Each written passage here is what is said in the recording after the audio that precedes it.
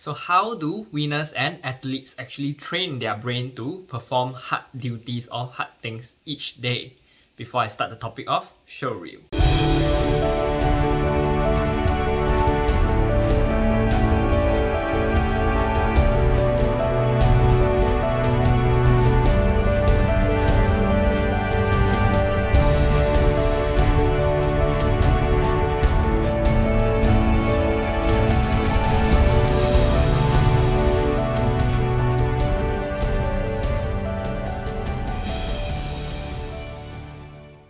Pranam, Namaste, my name is Garrett. Before I start the topic off, please make sure you guys remember to hit like, subscribe and comment your learnings in the comment section below. I'm dedicated to make 4 videos a week to spread more light and positivity out there to the world. It's also nice to know where you guys are tuning in from so we could actually connect within this space, okay? So, the topic of the day. How should we train our brains in order for us to perform hard things each day? Okay? So without further ado, let's head into the topic. Need to notice that some people are of the fixed mindset. And what are these people? They believe that their intellect, the skills and abilities that they are within them are given to them, and there is nothing they can do about it. Okay, that is of the fixed mindset. We need to know, okay?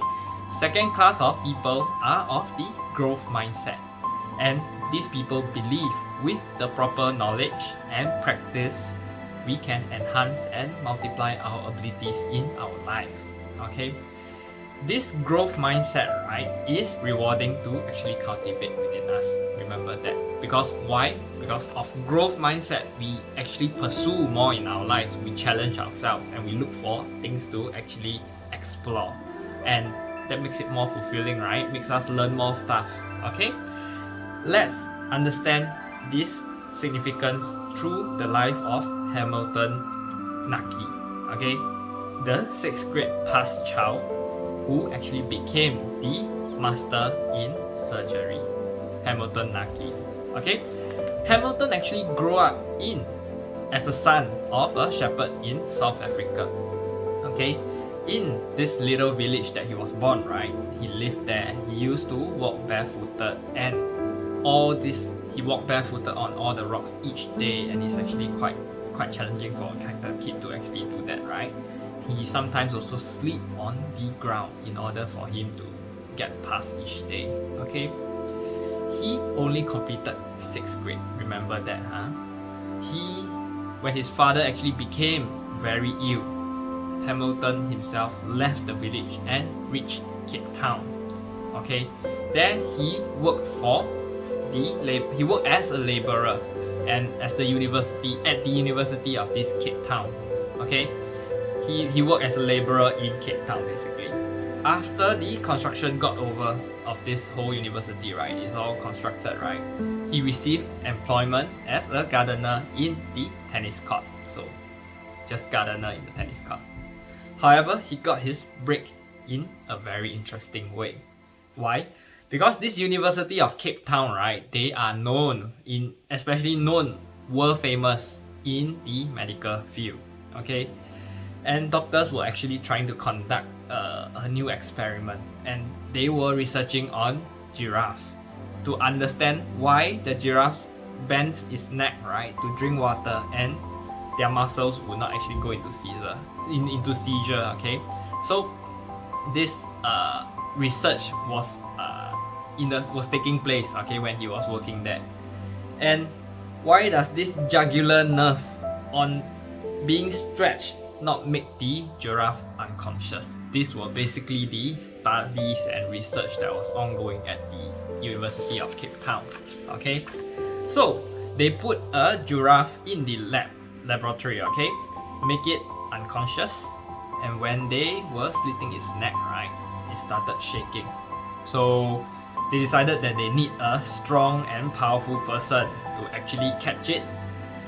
The doctor went out, and the first person that they saw was just so nice Hamilton. Okay, and they requested him to actually come in and do a help out. Okay, so for 8 hours, okay, during the whole entire surgery, Hamilton was basically just holding the giraffe. Okay, while the doctors actually came and went. He was just doing his job by holding the giraffe. Okay. Subsequently, this actually became more of like a regular feature. Okay, so every time they research on an animal, they'll get Hamilton to come in to hold the animal. Almost on a daily basis, they would get him to hold animals. Okay, while they actually experimented.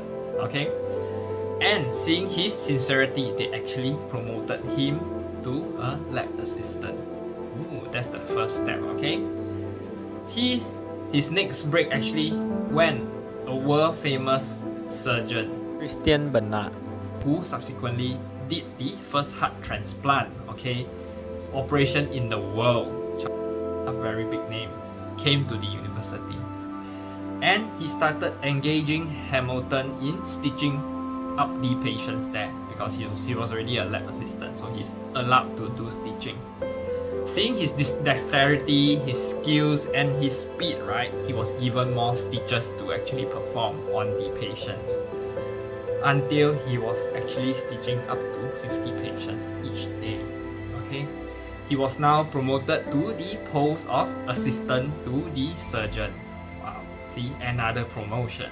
Okay, and slowly he began to actually learn about the human anatomy and the physiological terms. Okay, he became so expert that these surgeons actually realized that he is outstanding in the understanding of human body, and his understanding was so tremendous. Okay, they were so tremendous that he actually asked him to go and teach students, and he began teaching hundreds of students. You see, that is a really impressive feat. So another big break actually came to him when the research was being done on the liver. He actually discovered one very important nerve in the liver which needs to be taken care of, which is now actually been given the name of Hamilton nerve, which is within all of our human body, okay, in the liver. So this consequence was slowly Hamilton, who had only passed grade 6, had come to work as a laborer, and subsequently from a laborer become a gardener, and subsequently became an accomplished surgeon. That was his whole life journey. Just before his death, know that the University of Cape Town honored him by giving him the degree of Masters in Surgery. So you see, his story shows us the incredible potential for growth that is actually endowed in all human beings by the Creator himself.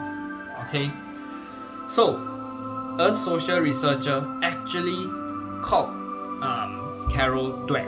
Okay, Carol Dweck, she actually did research on all these two mindsets particularly. Okay, the fixed mindset and the growth mindset.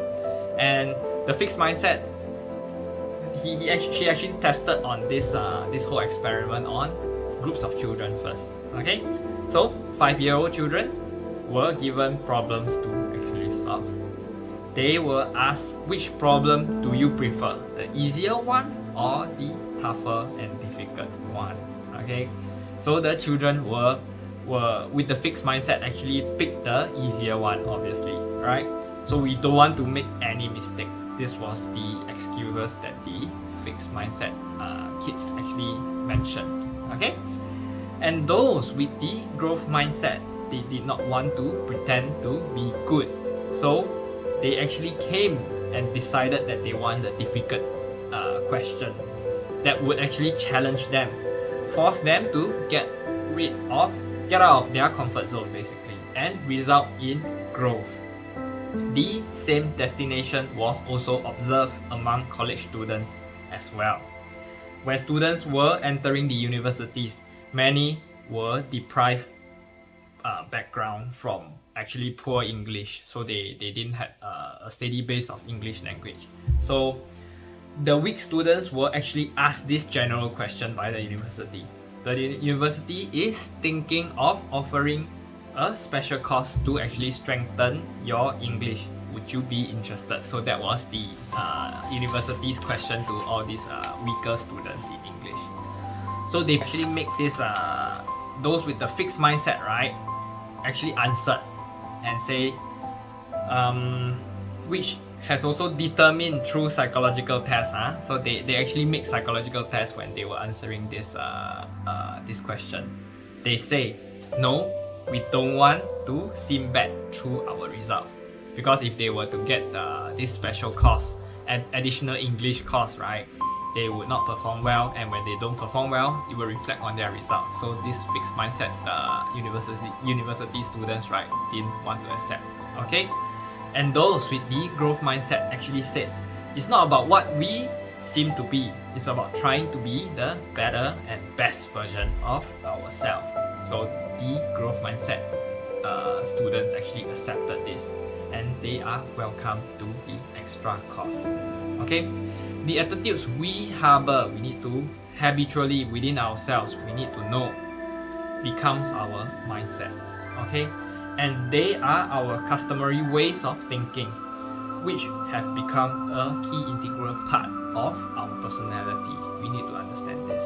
Okay, they can be compared to physical habits, and that we actually create, okay, by repeating physical behaviors again and again until they begin to happen automatically. So it's basically just like muscle memory. So take for instance, if you were to do a specific action each day, each morning, if you do it for 10 times every single day, your muscle memory actually records this action and it becomes automatically in tune. Because why? The muscle in the brain recognizes this action each day. And if you don't do it for a single day, right, you will feel weird because it's already registered inside your mind. Okay? So, similarly, mindsets are actually mental habits that we establish internally by practicing particular attitudes repeatedly until they come naturally to us. So same thing, just like the muscle memory, mindset is also the same thing. Okay, but it's just in the mental aspects. Okay, these mindsets can actually work for you by your favor, or actually this mindset can basically can either work for you in your favor by flooding our consciousness with positivity, or actually work against us by plunging our mind into negativity.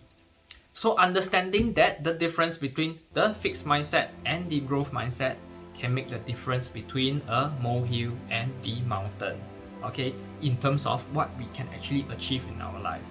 So remember, we need to cultivate the mindset of growth. And if we learn to cultivate the mindset of growth, everything that is challenging will become naturally accepted by us. Because if we are looking for growth, growth is always got to be painful. Same thing when we are doing yoga, right? The instructors or the gurus, the teachers will always tell us to breathe through the stretch, breathe into the stretch. Why? Because when you're stretching, it's gonna be painful. All these muscles that hasn't been moved, all the meridian points, they are all not activated yet. So when you try to activate them for ages of years that you haven't moved that particular muscle, you will feel the pain. And that's the reason why we breathe into the stretch. And that's the reason why we grow from that aspect. So know this, same thing in life. We want growth in our life, we need to be expecting of the pain, the challenges that comes along with it. Okay, so I hope you learned something from this video, and if you do, please make sure you comment your learnings in the comment section below. Also share what are your thoughts if you're trying to grow in what particular aspects. Could it be the spiritual aspects, or are you trying to sort of manifest a specific goal in your life, material goals or relationship or whatever aspects? Everything comes with this thing, mindset. So once we got the right mindset, everything is gonna come easily for us. Okay, with that I end this video. Pranam, namaste.